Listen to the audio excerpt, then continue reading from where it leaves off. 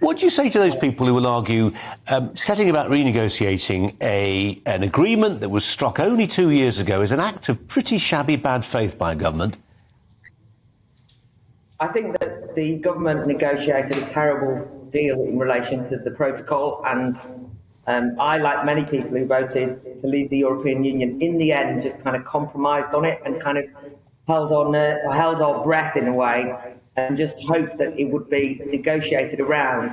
But I think that what's happened is that the intransigence, in many ways, you could say, from the EU side, and the problems contained within the protocol written by the UK side, means that it's now just become impossible to deliver on Brexit, never mind, and UK sovereignty, never mind the problems it's causing for people in Northern Ireland themselves. So I think it's right. And actually, within that agreement, as people have already cited, there is the provision to say that if anything in the protocol damage either the Good Friday Agreement, the system of consent, or indeed didn't work out in relation to UK laws and the economy, that you could renege. So it's not breaking law as such.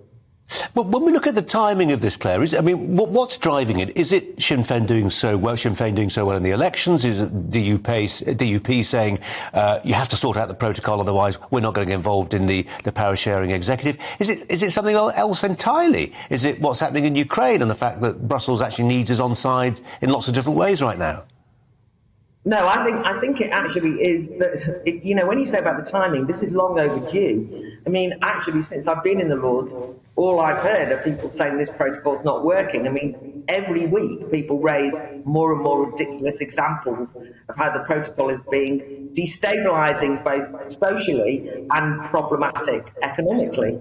And the main thing is that people in Northern Ireland do not have the freedom, they are not part of the United Kingdom according to these rules, right? They are treated separately by separate court, separate laws, separate regulations, and that's not sovereignty. And the whole of the United Kingdom voted to leave. So what's happened is the DUP have had enough, but you might say it's not the DUP, but the voters of the unionist community in particular have made it clear to their parties that the DUP needs to act and not just take on face value what Boris Johnson and the Tory government say, because I think it's been made clear. I heard Nigel Dodds, Lord Dodds, being interviewed actually on GBNews over the weekend, where he said it's no good just telling us you're going to do something. You've now got to be acting, or we aren't going to cooperate. And that means no Northern Irish executive, which is a very serious political crisis.